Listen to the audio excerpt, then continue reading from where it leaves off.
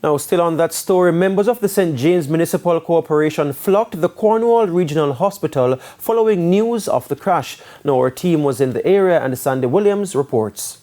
Several JLP councillors gathered outside the hospital patiently waiting for word from a medical team about the status of their colleague. Montego Bay Mayor Leroy Williams was driving a black Toyota Prado when he crashed into the parked truck along the Iron Shore Main Road about 6 a.m.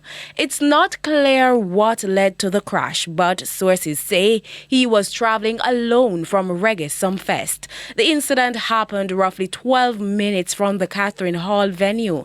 The mayor is said to be in stable condition. I don't think that there's any danger of any great serious harm to the mayor this time.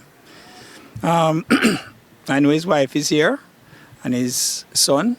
They are also here, obviously, to ensure that they give him family support and comfort whilst he undergoes the examinations that are necessary to ensure that there is nothing greater than what we have heard.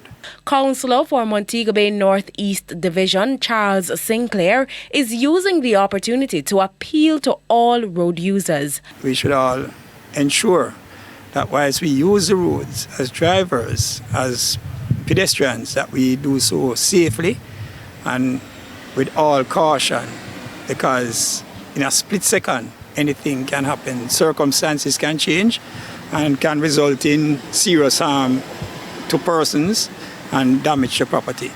So I encourage persons who are using our roadways to do so, abide by the rules of the road and be as safe as possible. Sandy Williams, TVJ News.